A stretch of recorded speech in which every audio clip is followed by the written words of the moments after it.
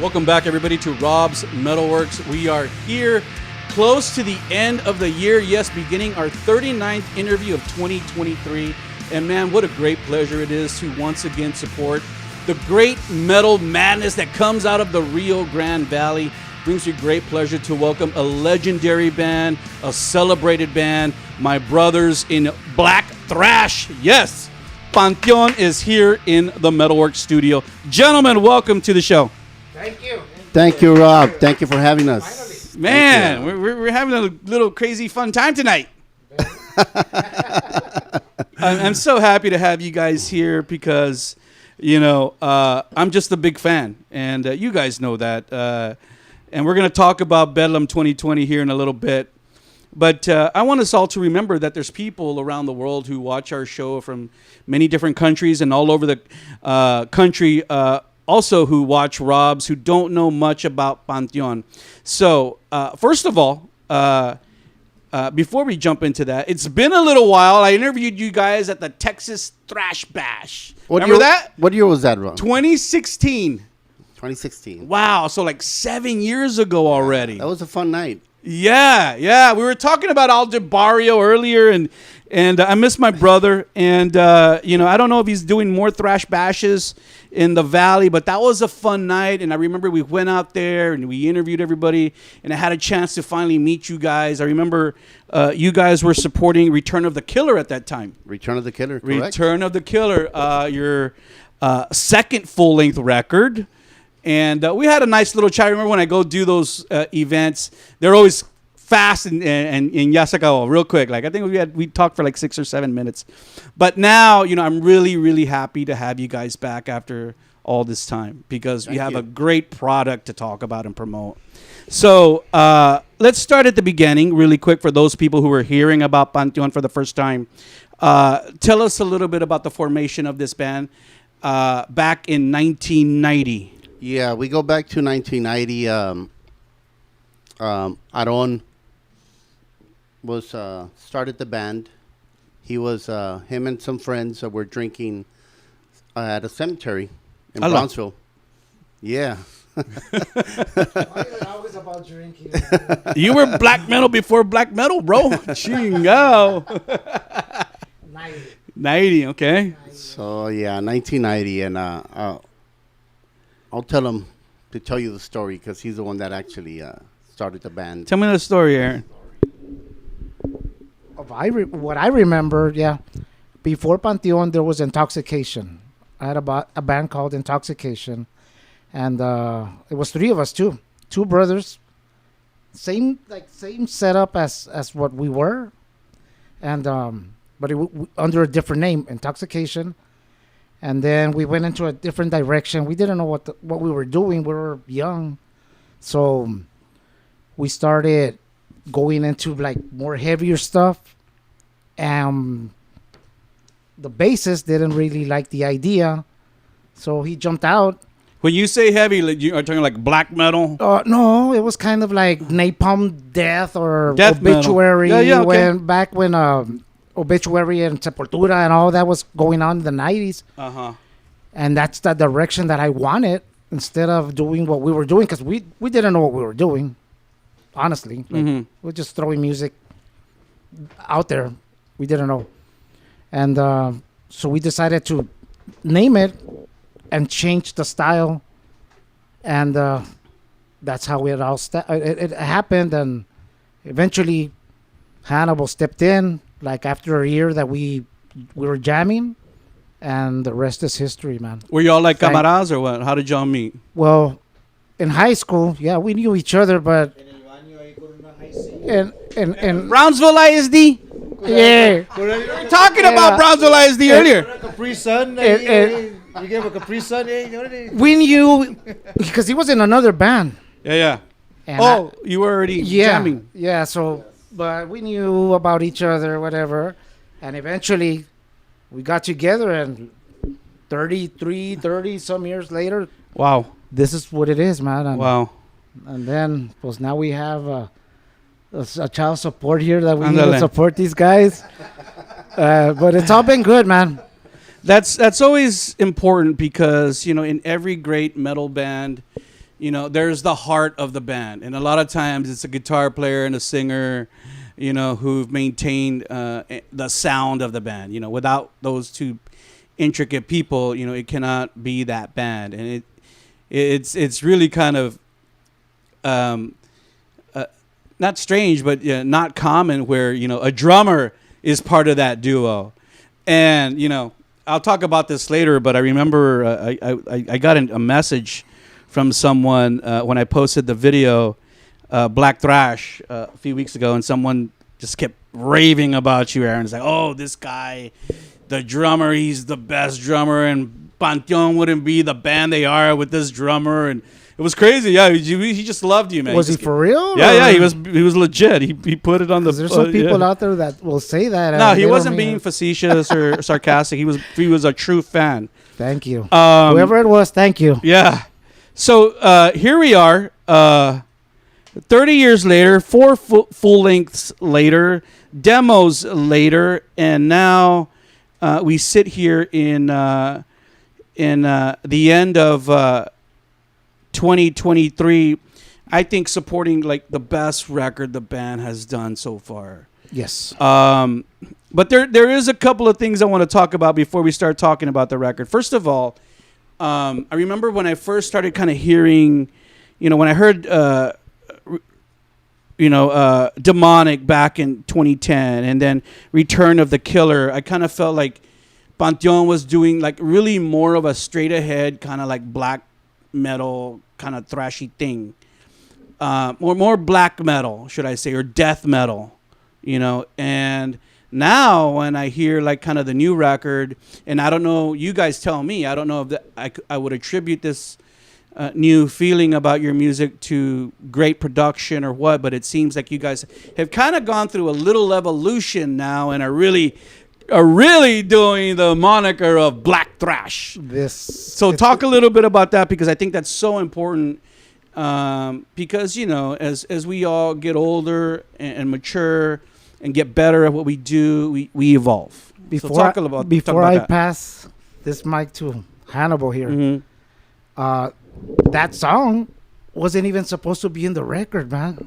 Oh no, it was crazy, and it's there, and that would have ruined my day. No, it's there. I said Black Thrash about 1,000 times today. It's like I really did. We had our music already, and he threw some riffs at me, and it's like, you want to do it or what? We throw it in there, like, fuck yeah, and it's there. So, thank you.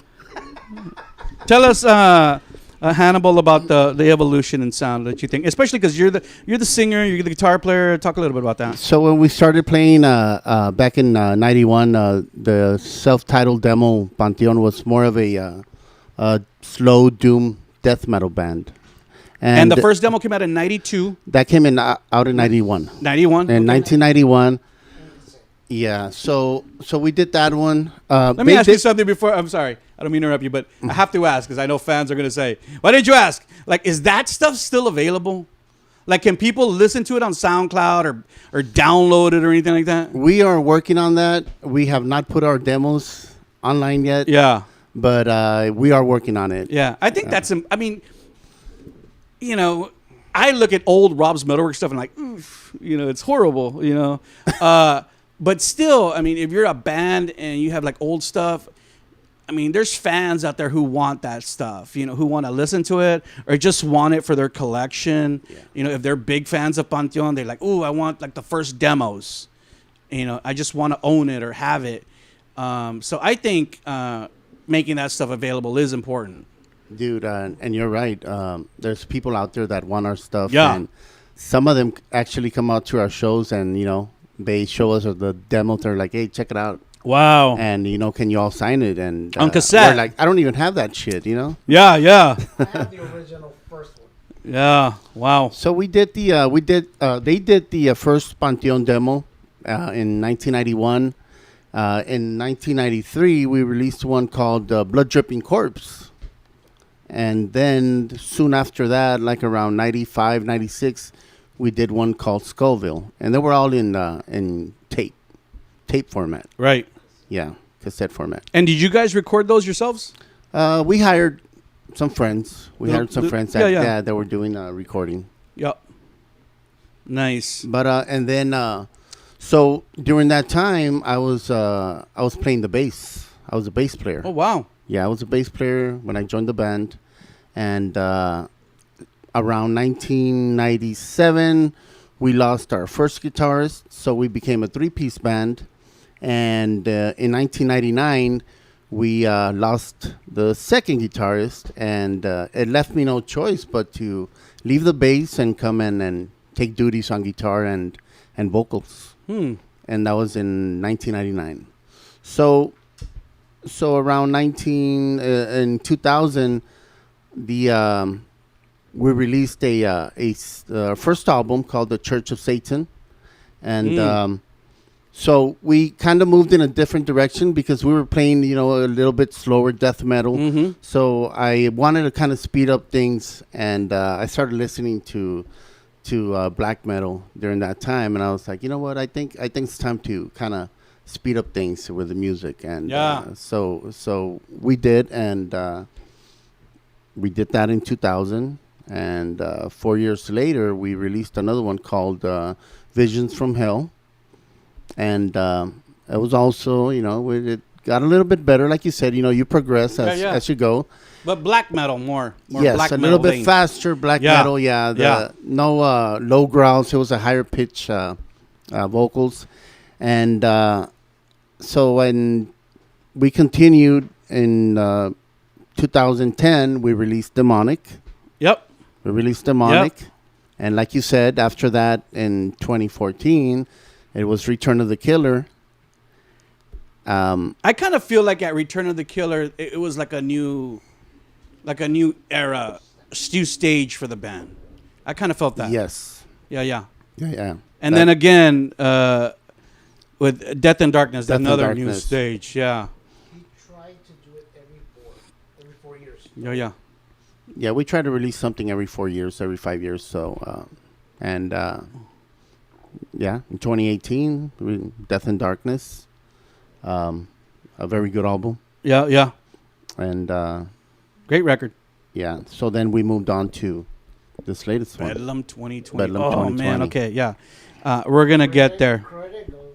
Yeah. Let's talk about Robert Canales for a second, because believe it or not, Robert, you come up in a lot of conversations I have when I interview Valley bands. In a good way or a bad way? I hope it's a good way, porque chinga madre, imagínate si me dijeran que no valiera madre, cállate, No, chaval. hombre, everybody's like, oh, our record sounds good. Robert Canales produced it, and I think for the people in the Valley, the musicians in the metal scene in the Valley are well aware that you do Red Barn Studios, and that you've lent your services to many of these bands who are coming up, and you're recording them. And I know that Robert's had a history with Panteon. Is that right? I mean, Yeah, recorded. We've known each other for years. Yeah, but had you ever recorded for them? No. Oh, this was the first That one. Was the first one. Okay. Well, actually, I didn't record them. You mixed and mastered. They recorded in their own studio there in their house. Yeah. I just helped them out, track and stuff like that. Yeah. So, how did you guys kind of connect with Robert for that? Was that just because you were aware of what he was doing at Red Barn? Yeah. Oh, yeah. Ya son carnales, okay. No. It's what he recorded me with another band that I had a project band called Mala Muerte, and he recorded us, and it sounded really good. Yeah. So, hey, what did we record with this guy? And vice versa, and it happened. Yeah. That's great. I mean, when I think of the Rio Grande Valley, I always kind of think of it as, even though it's like so spread out, these little communities, these little, whatever you want to call them, cities or whatever, but still it's like one small community. We're all together. Especially the metal scene, right? Yeah. We're all united. Everybody knows each other. Everybody hangs out. When the shows, We hang out. Right. You know, we throw the shit. You know, todo el pedo. You know, it's badass. You know, down there, and and there's no like, oh, este vato no vale madre ni nada. You know, everybody, you know, Right. it's cool with everybody. It's a lot of support. Yeah, a lot of Right. support. And you got to be cool, man. You know, and especially in a small community like that. You know, especially the metal community. You know, if you're in a big city, then how much more difficult does that become? You know, or you're in Houston or Dallas. You know, sometimes I even think of San Antonio kind of like as a mid-sized city. Like I don't consider us a Houston. I sure as hell don't consider us a Dallas. But still, even in our mid-sized town, you know, things can get a little separated. You know, we lose a little bit of that brotherhood. You know, especially these days. You know, and that's one of the things I love about the RGV, man. I asked you guys this off camera, and I want to share this because I think it's important because people have seen the video, and Robert is playing second guitar now in the video. You guys have been a 3-piece band for fucking 20 years, and now Robert is playing with you. So talk a little bit about how that kind of happened. Because, I mean, obviously, I felt like, oh, man, like, Robert's in their band now, and like Robert's already kind of like, you know, he plays with Unholy Desecration. He's a producer. He's well known. He's not just some dude, you know, that joined the band that's playing those parts. Like you're actually bringing in somebody who's bringing in his own presence into Panteon, and it's a very powerful and big presence. No llores, amigo. I gotta be honest. I mean, you know, Robert helped us a lot, man. You know, when we decided to go with him to record this album, like you said, you know, I invested in some equipment there at the house, and I didn't really know how to use it, you know, so I needed some help. I had Robert Hahn from Overt Enemy. Yeah, Mr. Robert Hahn. Robert Hahn. He guided me into buying all this stuff, and you know, having the same setup he had.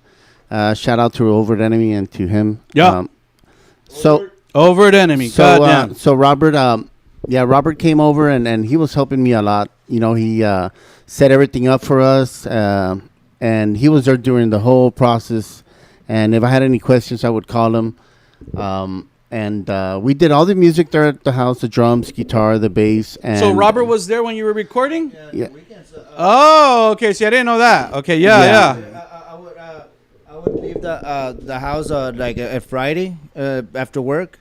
I would drive all the way from Mission over to Brownsville, and then we would like get ready, set up the stuff, and then Saturday morning, you know, we would start recording.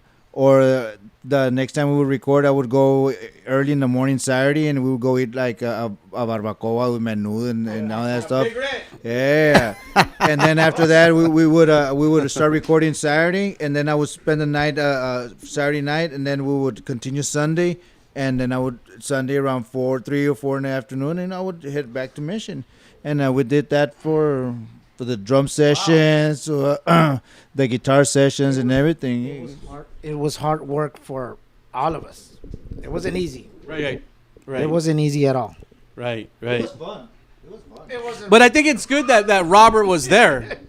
Oh yeah. Robert was there. Yes. I needed him there, man. I felt so comfortable, you know, being at my home. You know, that's where we have the studio, and having him there, you know, taking control of the project. I mean, it was awesome. And so how did you tell him, hey, you want to join the band? So we did all the music at my house, and then we went over to Red Barn Studios, you know, his studio in Mission, and we did the vocals there. He told me, hey, Beto, I want to do the vocals in my house. I said, yeah, fuck yeah, let's do it. So I went over there, and we knocked it out like in 2 or 3 days. Yep. And when we were mixing, you know, like we talked about earlier, when we were mixing, I asked him, I said, hey man, I know you're not playing right now, you know, and because of Jaime Maravillas, right. You know, a big shout out to Jaime and what he went through, you know. Get well, brother. Get better. Yeah. And so I asked him, I said, you know, would you want to learn the songs? You know, maybe we can try you out, you know, see if it works out. So he was like, fuck yeah, man, you know, I'm down. I'm down. So Why were you down, Robert? Well, this is a conversation that me and Aaron had 2 years or 3. You know that we threw up, and Aaron said, "Man, I would like to jam with you one of these days. I would like for you to see if you can." You told Aaron that. No, I don't. I told you Yeah. that. Okay. And then he goes, "Fuck yeah, that would be a badass idea." And then me say, about jamming con Panteon, a ver si what I'll pitch it to Beto a ver qué dice, pero así se quedó. ¿Sí me entiendes? And luego a year later he say, "Hey, I still want you to so you could jam con nosotros." Hey, I'm down, still down. And pues the reason that I was down con Mari because I like the music, está con Mari la music. Sure. Hey, pues son camaradas, and I love to play. I love playing guitar. Pues, and you love black metal. Yeah, hell yeah. Yeah. And he's a great guitarist. He brought a lot to the band.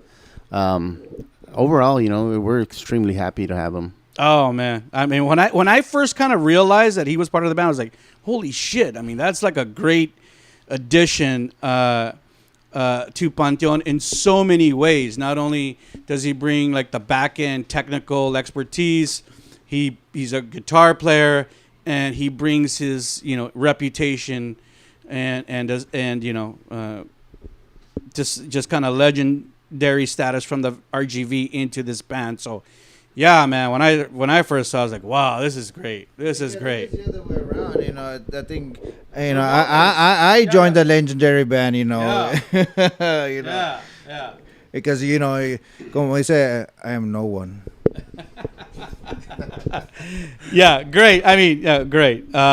So let's really talk about why we're here.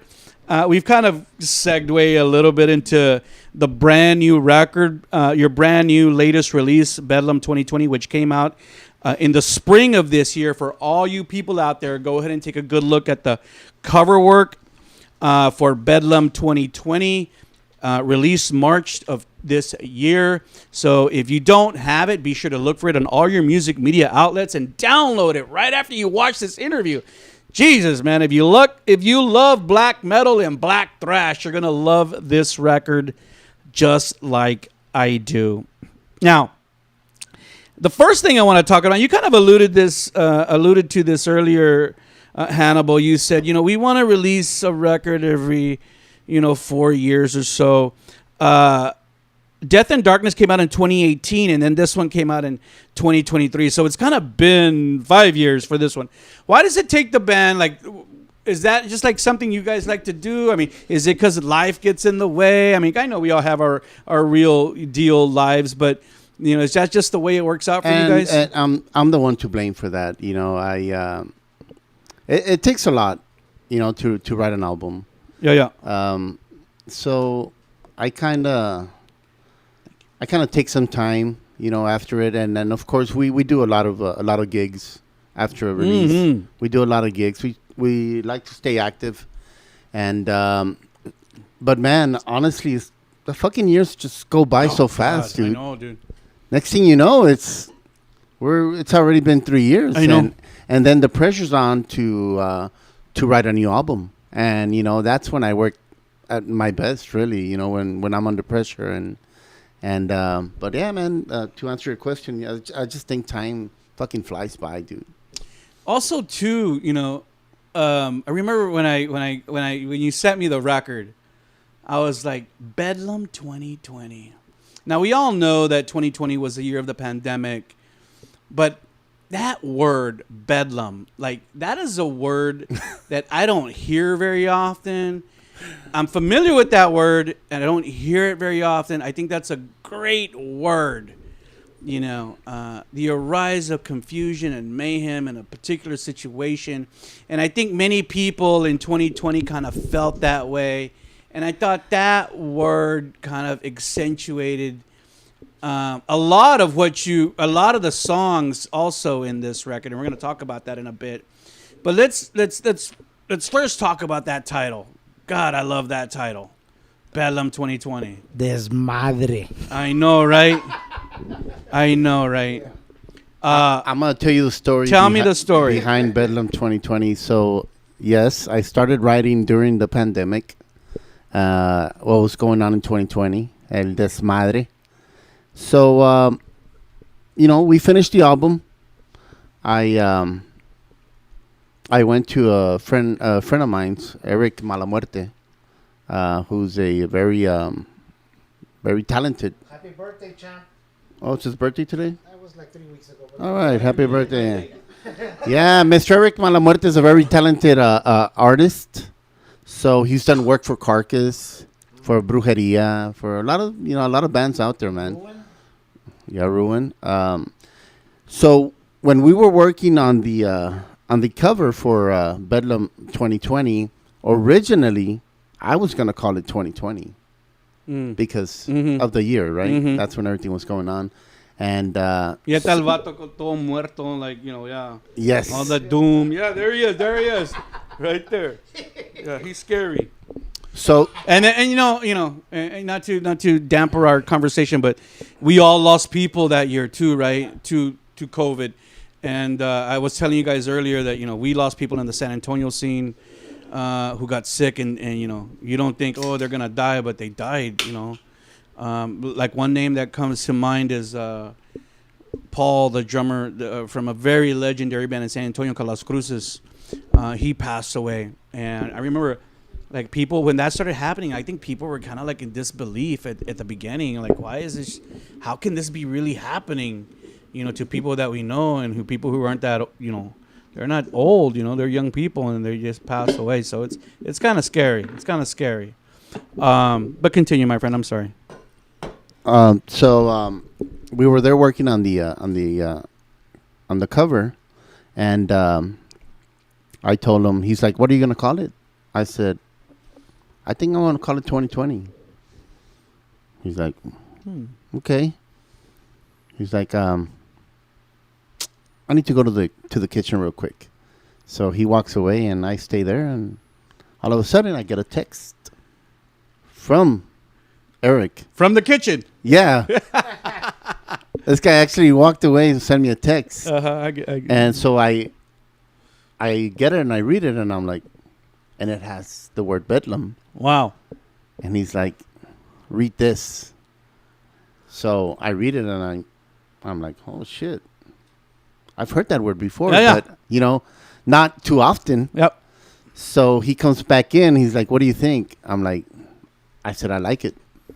He's like, "That's a word that not a lot of people use, and it's got a great meaning, and I think it'll go great with what you're doing, with your record." And I said, "You know what?" I said, "Let's use it, man." So Yeah. I give him a lot of props. Thank you, Eric, for that Bedlam. That's how beautiful things happen, like off the cuff, right? Like in just beautiful instances of just brainstorming. Go to the kitchen and text somebody. Ándale. And who knows how did he get that idea? Who knows? He knows, but that is a great word. Dude, he's a very, very smart guy, man. Yeah. Very smart, very talented, and yeah, that's Nice. how Bedlam 2020 came about. Nice. I just want to say this. As we're going to continue to talk about the record, but I just think this record to me, despite the fact that I love Death and Darkness, I really love that record.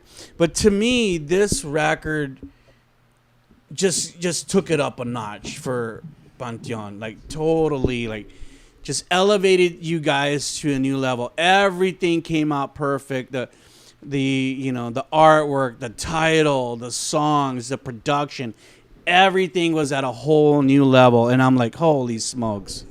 Go for it. I want to say something because it was fun recording, and I guess I got cut off. But the reason I said it wasn't fun is because it was the first time that I had to record my drums on a Click. I heard that. I would go to sleep, wake up. Robert, you made him do that? I wasn't used to it, but you know what? It helped me a lot. it was easier. It kind of helped him a lot, but at the end, we decided to go on the natural feel. Let it flow. It was a lot of You know. pressure for me because I had never done it. It was like my first recording doing that. But yes, it was fun. It was fun, Robert. Yeah. It was fun. It was fun. We had seasons in the sun. Oh yeah. Too like. Yeah. Let's talk. Let's introduce Demon. All right, here we go. And He's real a quick, major- He's a because major raiser. I was remiss, as I talk about how great this record sounds, and I was eventually gonna get here, Demon, but your bass lines on this record are not only very, you can hear them on the songs a lot, and it adds so much more dimension into the songs. And I think I don't think I've ever heard that before in other Panteon records. And I'm not. How did that kind of happen? Because I think that's very important. Yeah, so I usually when I start writing, I lay the foundation, right, the song, and I pretty much tell these guys, dude, it's there, do your thing. Right. I don't fucking just murder this fucking song, double bass the fuck out of it, Yeah. and he does an excellent job. So, the songs are so simple, and they have a lot of rhythm, a lot of feel. So it's easy for them, and I always encourage them to, hey man, just fucking go for it. And that's exactly what they do, And Demon, he's an overall awesome musician, and he did an awesome job, honestly. So all of that kind of improvising in the song, that was all him. That's all you. Yeah. I mean, I had a kind of like warm up because I recorded my album previously. I already had my bass ready, some bass lines because from practices. Yeah. Correct. But pretty much it came just push record. I like this little part. Let's do this, and re-recorded. On that little solo on Virus. Yes, I did like 8 different takes, and you know what? Choose whatever you want. Fuck it. Whose decision was that left to? Was that left to the band or Robert or what? Yeah. So it kind of was left up to me, and I was copying the bass tracks and everything. So I'm there trying to figure out which line to use because all of them were like fucking badass. And, Yeah. And I'm there, calling Beto. Beto won't answer, and then I'm over here. Looking for Demon's Facebook messenger, so I could call him and all that. And so I said, you know what, I said, fuck it. I'm just gonna choose whichever one I feel feels good to me. And then I think when I finally talked to Beto, and he goes, yeah, it was the second one. So and that's the one that I choose. The second one. Yeah. I think that's Robert's job, anyways. That is. That way, ustedes no están peleando. And Demon, I know from our conversations downstairs that you were telling me that you were previously part of this band back in the day, right? Yeah, I joined it back in 2004. Oh, wow. One was Beto's birthday in February, remember? Uh-huh. And we did record some EP over there by Tafakiao. But never came out and stuff. But when in 2020 they did the Demonic, Yeah. I recorded the bass, and then we started jamming since then. I moved out of the band back in 2012. Because I have my own projects and stuff, and then redid my band again, moved instruments from guitar to drums and whatever. So back in going back to the album, back when the pandemic came, and these guys had lots of shows and big shows and going to festivals and stuff. Beto called me one day, and he's like, I kind of need help for some gigs, or just the way I remember back in 2004 when this guy called me. that was the first time I ever got a bass. I didn't even have a bass. I'm a guitar player, so he's like, he had his old Ibanez bass, El Barney, and he's like, well, I have a bass. Well, I'm pretty much more comfortable playing guitars. Yeah, but at that time, 2004. He's like, well, we want to do more like a 3-piece how they were before, right? And I got the bass, played with them for this long. And then when I came back, he's like, well, I don't know, whatever's going to happen to Aldo, or if he can't go, whatever. He needed a backup. Sure, for sure. For sure. So I grabbed the bass after that long, almost 10 years. And, like riding a bike. Yeah. Starting playing again. I got a lot of gigs since, yeah. especially since this new album. Yeah, we're gonna talk about that. We haven't stopped. I know you guys don't stop. That's good, man. And I believe in fate, and I believe that things happen for people, at the right time. The universal power that I believe in, takes care of us, and things happen at a particular time. And it kind of seems, not to go off on a tangent, but as we get older and wiser, all of us, that these things seem to happen more often. They now. fall into place. They fall into place more often now, That's great, man. I'm glad you're back, because your bass playing sounds great on this record, and no better time to be back in the band than right now. Not only that, he performs the hell out of it. Yeah, I've seen the videos. He's a showman. Yeah, that's great. You have to be a great performer too. Yeah, and I think having 4 people up there instead of 3 helps that a little bit. So all these songs, there's 9 songs, everybody, on Bedlam 2020. It is a full-length record.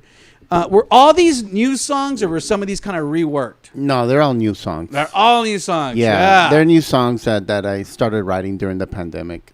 I was out of work. I was at home, pretty much working from home.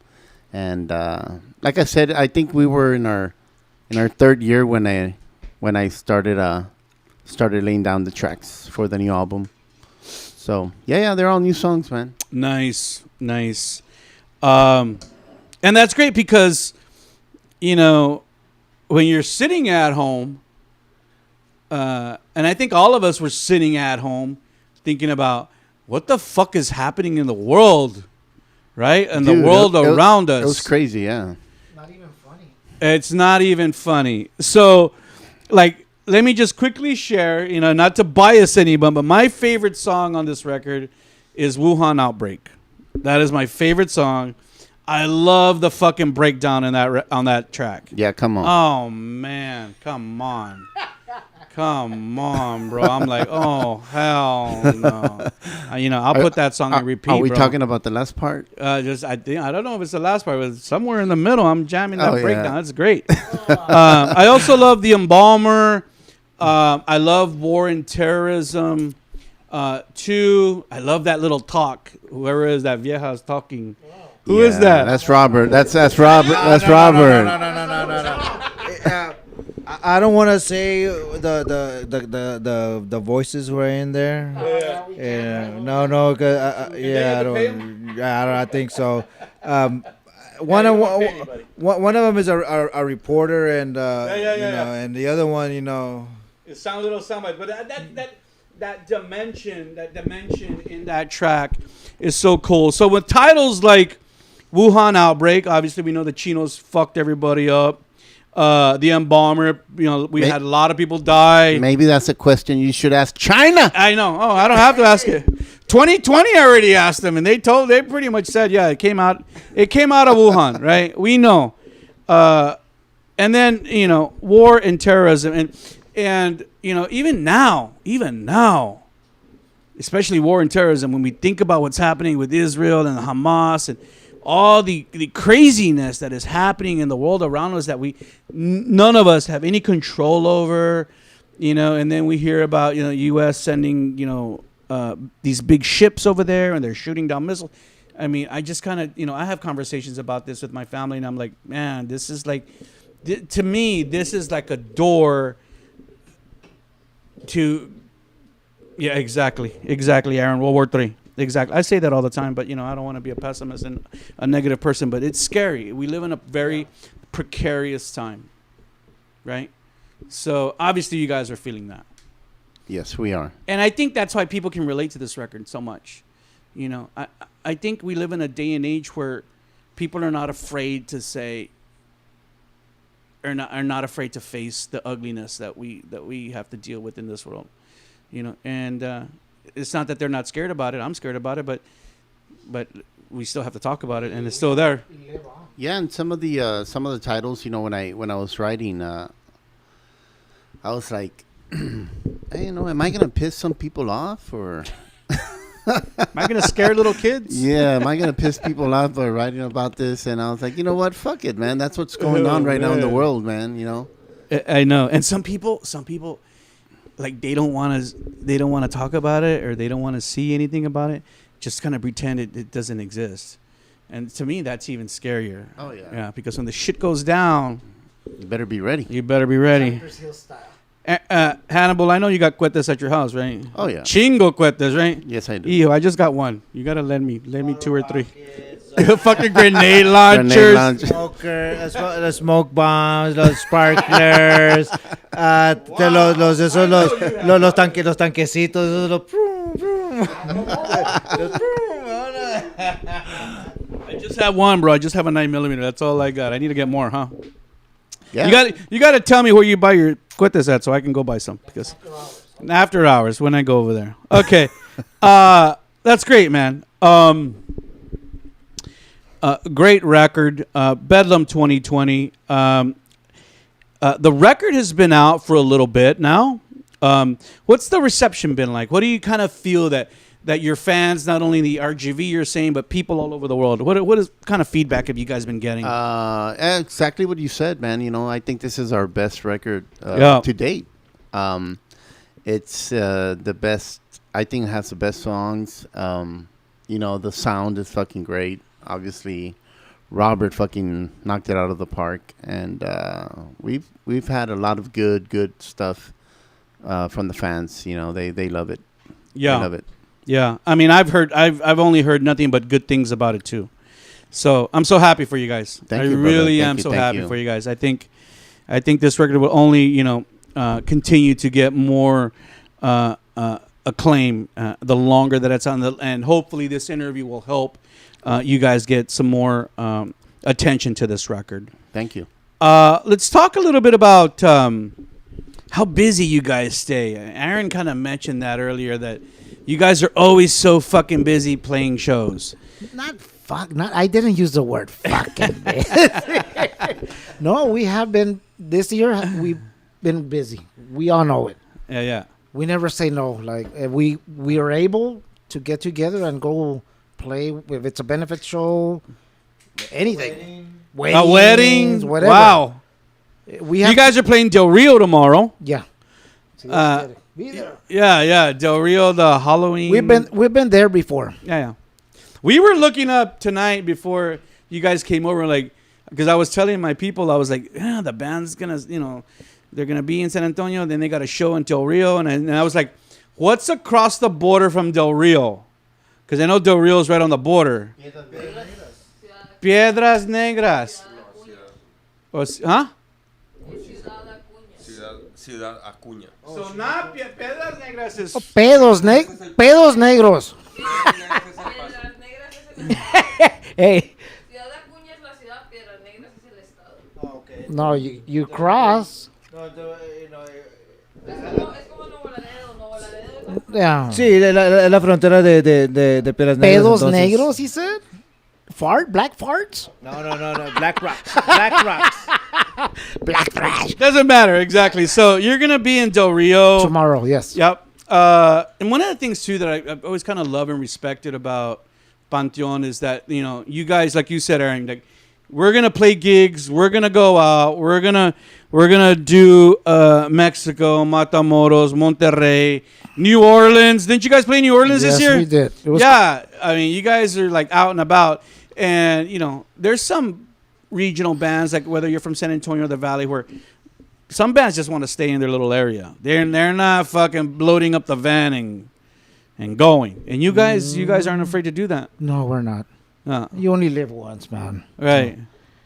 So yeah, there was a time when my kids were young. Dustin, Damon. Yeah. Love you, cabrones. I don't know about your family situations. But, you know. I was afraid, you know, Yeah, yeah. because my kids were little. Now they're older and they understand that their dad loves to go out and play. So chill out, man. Ándale.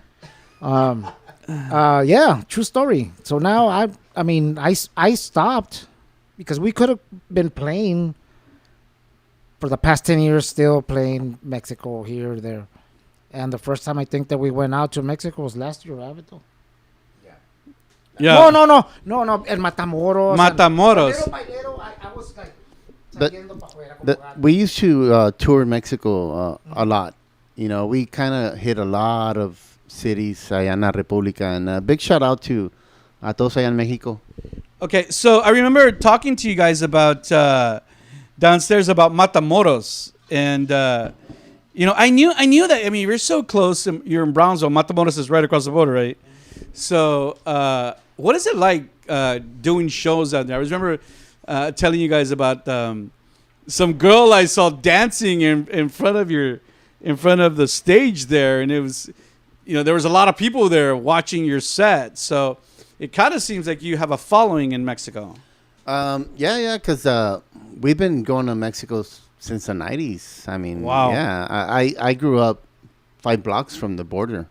So Wow. for those of you guys that don't know, you know, Brownsville is the last city, you know, the last line of defense, you know, for before you go into Mexico. So we are the tip of the ass of Texas. And so we've been going to Matamoros in Mexico for years, man, since the beginning, honestly. Nice. Since 1991, 1992, around there. So yeah, we've had a following there for a long time. So yeah. And how was New Orleans? New Orleans? Because I know that was the first time you guys ever been there. Yeah, dude, it was a crazy fucking vibe there, man. Wow.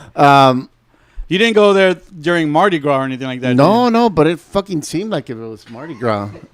I mean, you know, when we got Todos están locos todo el tiempo. when we got to the venue and there was people fucking smoking weed outside. I mean, the fucking street smelled like fucking weed. Yeah. They don't give a fuck there. They don't give a fuck, dude, honestly. Yeah. In the middle of the road, you know, like there's one way coming this way, Camino. Then there's like a barrier in the center. Then the other ongoing traffic on the other way. En el medio había gente parqueado cocinando y vendiendo comida en el camino. Wow. De todo. Había, se me hace que había gator, había tacuaches Gator? y todo el pedo. A you la know? chinga. Give me pig's feet. Give me sesos. Tejón, tacuache, matalote viejo, Oh, no. tilapia empanizada. Oh, no. Hijo. Era un desmadre, vato. Wow. I mean, I liked it. I Yeah, really yeah. liked it. And For one day, yeah. and No. Cesar Antecristo, he's a promoter, man. Okay. He's awesome dude, man. And shout out to everybody there in New Orleans and to him and his wife. Yes, dude, they treated us really, really good. That's man. good. That's it was good. It was an awesome festival. We You know, played I think one of the things that's appealing about Panteon, you know, as opposed to other bands from even from San Antonio, much less, you know, Austin or Dallas or Houston, is like that you guys are like an American band from right there, like you said, in the southern tip, right there by Mexico, and that in and of itself is very unique.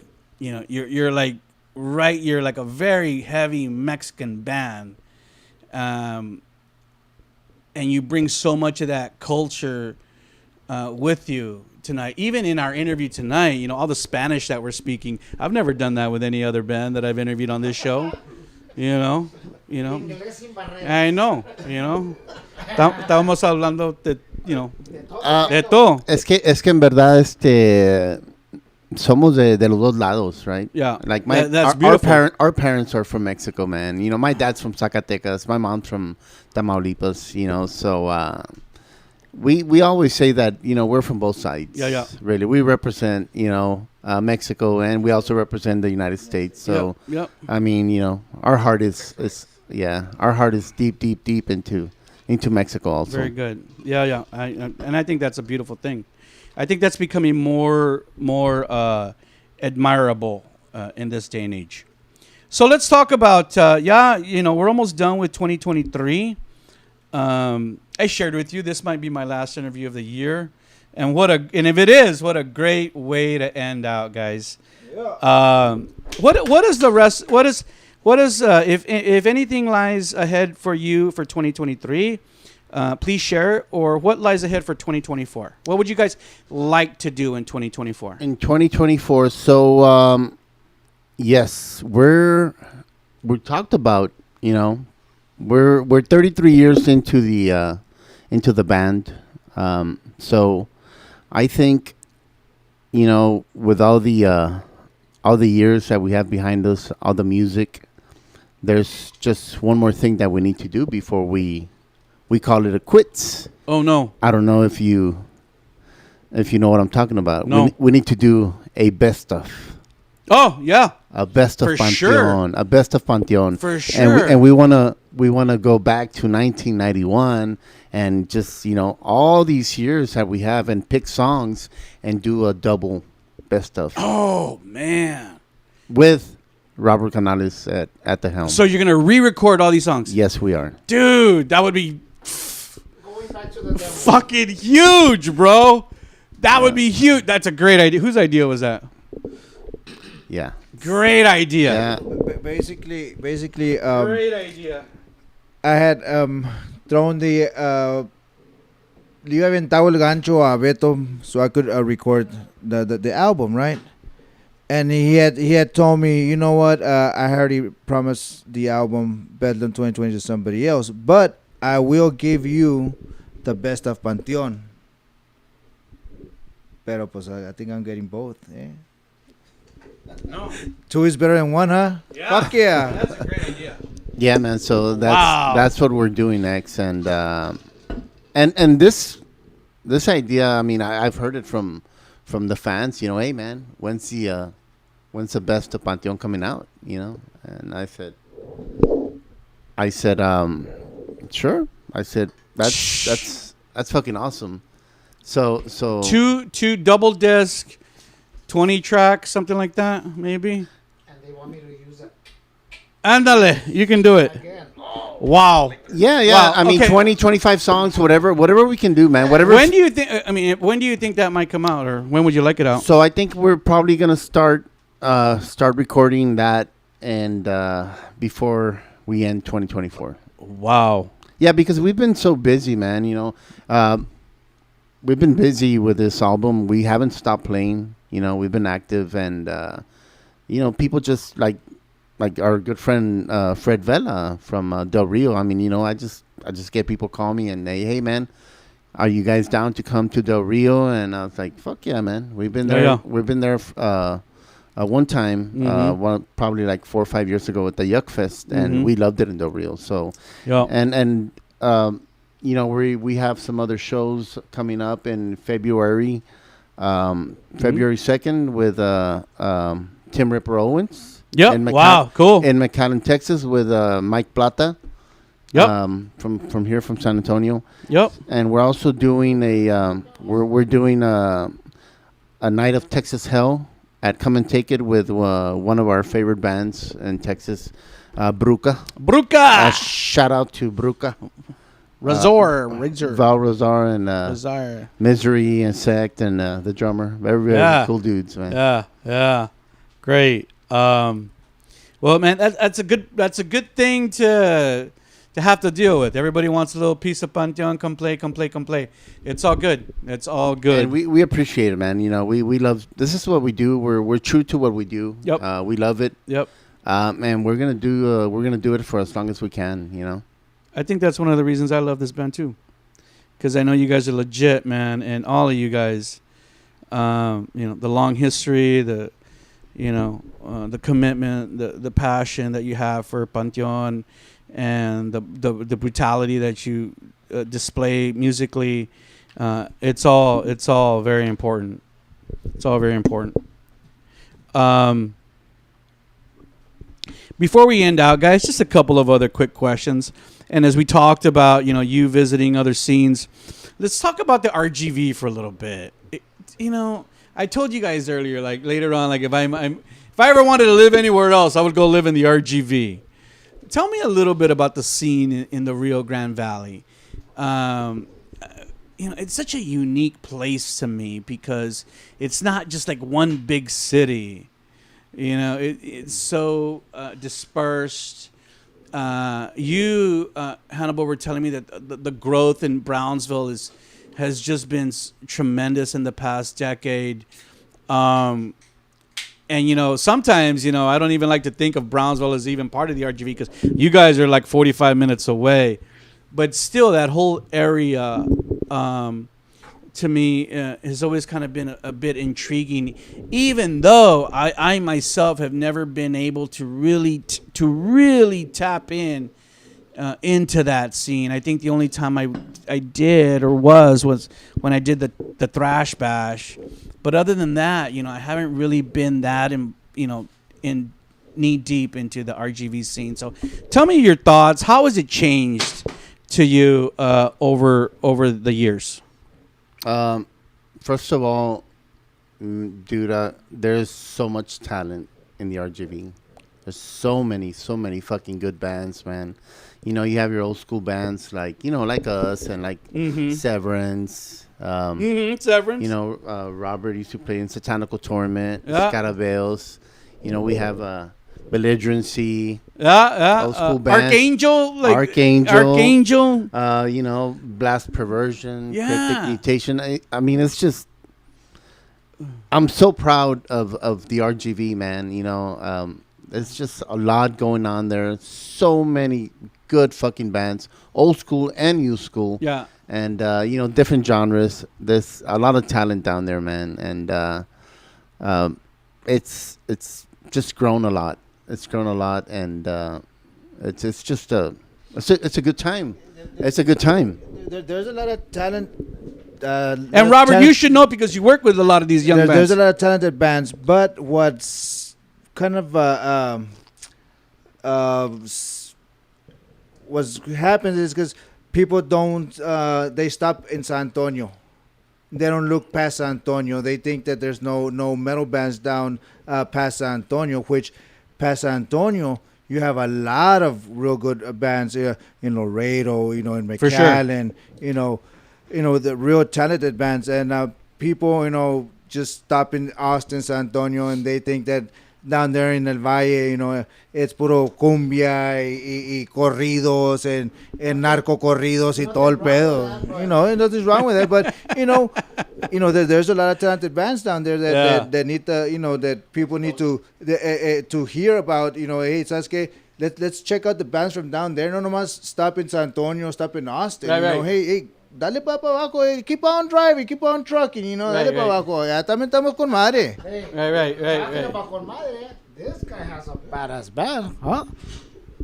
Demon. Yeah. He has his own project. Yeah. And he just recorded an album. And What was the name of your we're band? very proud of. I'm very proud of it, man. His band is Lost Well, Harvest, Demon, you man. better send me some tracks or send me an EP or I something. brought you your stuff, brother. Oh, you got it. Okay, pues dámelo. Yeah. That's great. Dámelo. I'd love to support more stuff in the RGV. And I've supported a lot of bands from the RGV. I've interviewed a lot of bands from the RGV, and it just kind of seems to me that the RGV bands are now kind of elevating their game. They're getting better and they're getting good. No, we've always been better. Yeah. We've always been good. now more people are exposure. paying attention. Yeah. Okay, Now- I agree now- with now that, there's Robert. People paying attention to the bands I agree with down that. there. You know what I mean? Because we've always had real good musicians. They've always had talent. Their music have always been real good. No musket now. They're being listened to. Yeah. Now they're being paid attention to. Not like they're barely starting ahí. Not don't. Hey, tú sabes. And I think, obviously because of the world that we live in, social media has really helped out a lot. The internet has helped out a lot. And that's great. That's great. I would encourage any bands out from the RGV, send me your stuff. I'd love to hear it and, and support it. Guys, we have to talk about the video Black Thrash. Holy shit. What a success that the video Black Thrash had on the Rob's platform. I checked it this afternoon. We posted it 1 week ago today. And the last time I checked, 5,700 views. Holy shit. That is a lot of views in 1 week. It's a great video, man, and I have to give credit to our good friend. First of all, Mark Trevino from Brownsville. He's the one who took the shots at the cemetery. Yeah. And Somebody messaged me and said, "Oh, that's the." All right, I read a post. Someone said that's the Brownsville cemetery. that's or that. 1800. There's hay tumbas ahí from the 1800s. Wow. It's real nice, Dude, man. it's probably Brownsville has a lot of history, man. Yeah. Brownsville's probably the one that has the most history in the valley, and that cemetery, yeah, I mean, 1700s, man. Wow. Tombs, yeah, quebradas y la chingada because of time, So that cemetery, that's where the name Panteon came out of, because Wow. homeboy over here was drinking Natty Lights en el Panteón ese. In the Panteon. No, not Natty Lights. He was drinking Mickey's 40s. Ándale. Night Train. You remember Night Train? So that's where the name Panteon came from that cemetery. So when we were we were getting ideas to do our first music video, I said, you know what?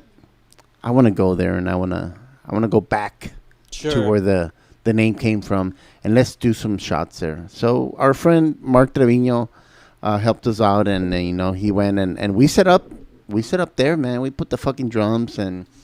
Did you guys have to get permission from anybody to do that, or y'all just went? Oh yeah, we just fucking. We winged it, man. We just went. We took all our shit and went. Tú dale, como dice George. Tú dale. And nobody came out and said anything. No. No, pasó un señor ahí. What the fuck are you guys doing? Un gringo. Era un gringo. What the fuck are you guys doing? We're making a music video. Oh, yeah. We're doing it for education. Lo periqueamos. For college. Sí, for the Brownsville BISD. Fuck. I'm gonna I can't believe how long we've been talking send them about. some Spanish books. Wow. Anyway, so we went and we did some recording there, and then our good friend Will Evans from Lake Jackson,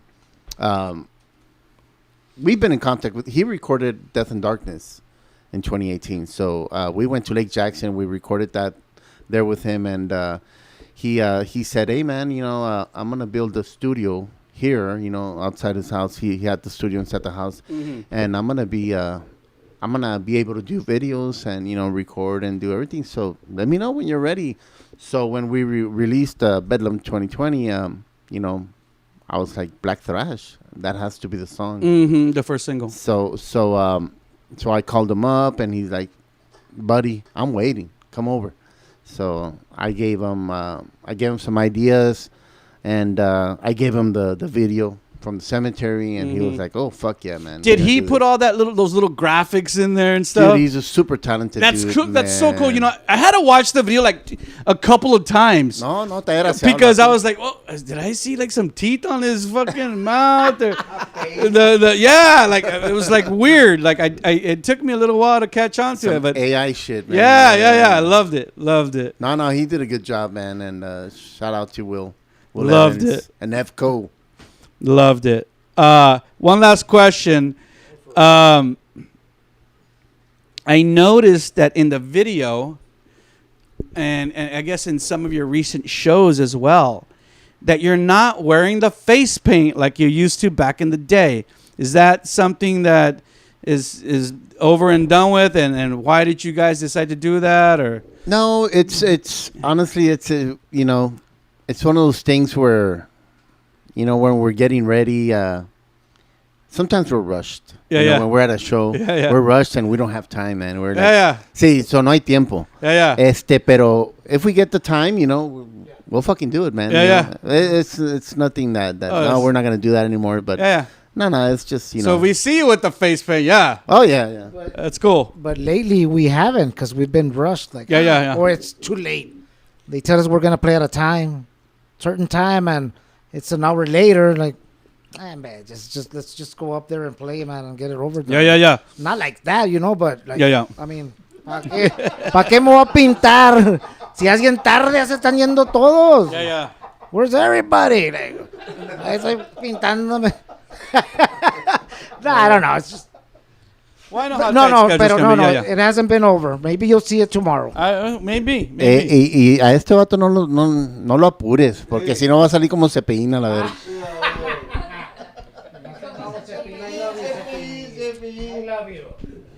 Okay.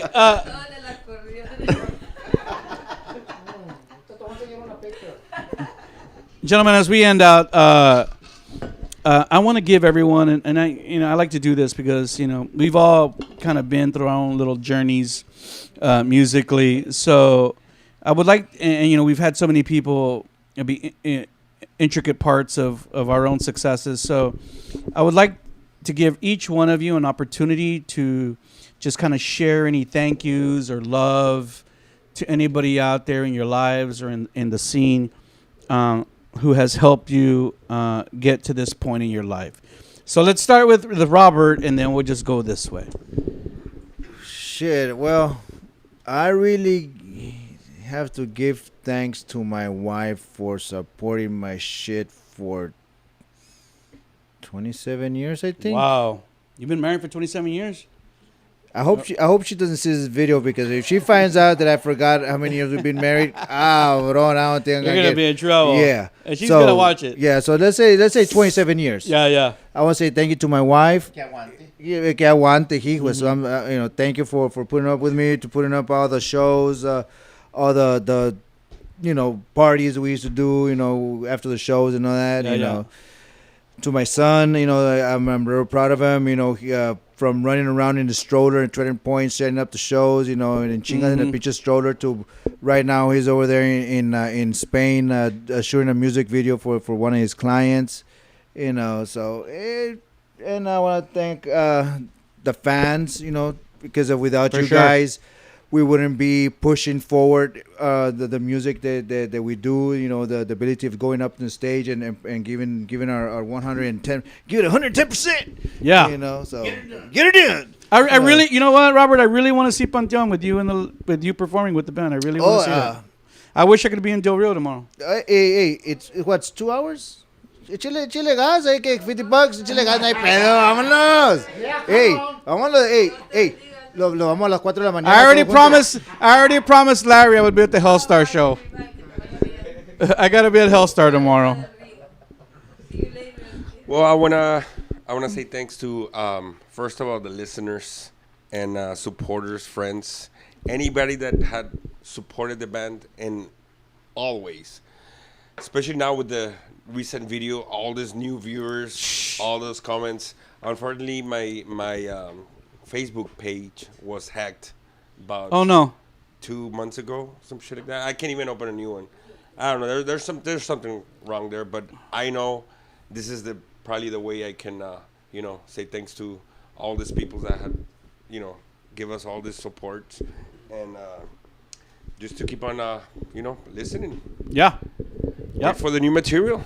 Yeah. Oh. Of course, yeah. Thanks, to my friends, to my family, to everybody, my kids that have put up with, with me and all these years, 33 years. Wow. I've been asked, when are you going to stop, playing? And I'm like, like I don't said earlier, life is too short, man. Yeah. Life is too short, and we got, I said, I told him, I said, I'll stop soon. I said, but you know what? I think I can still do it. Yeah. I think I can still do it, and I'm going to, because we have a lot of support from a lot of people, man. Our fans, especially in Brownsville, in the valley, they see us and they're admired by our, the consistency. Oh, and of the band, and we keep doing it. We keep releasing albums, and just thanks to everybody out there, man. Thanks to you guys, and I really, really appreciate the support from everybody out there. And like Demon said, with this new video, a lot of new fans have joined the Panteon family. So. It's crazy, bro. 6,000 views. It's crazy. That's amazing. And I also want to, of course, thank you, man. What you've done for the music scene here in Texas, your 27 years. Congratulations. Thank you. I've always been, a big fan of Rob's MetalWorks. And we've been Canales. Yes, man. Yep. And I really appreciate you, man. I appreciate you for having us, for giving us the opportunity to be here and, showcase Panteon and your show. And just want to thank you.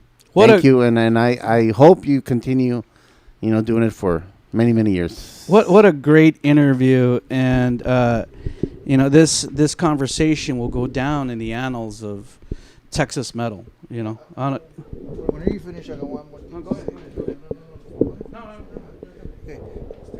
Before you pass the mic to Aaron, I want to thank you guys for allowing me to play guitar for you guys. De todos los pinches cabrones que están allá afuera tocando la guitarra, ustedes me escogieron a mí. Oh, hell yeah. For you, for you guys, for you motherfuckers don't know Spanish.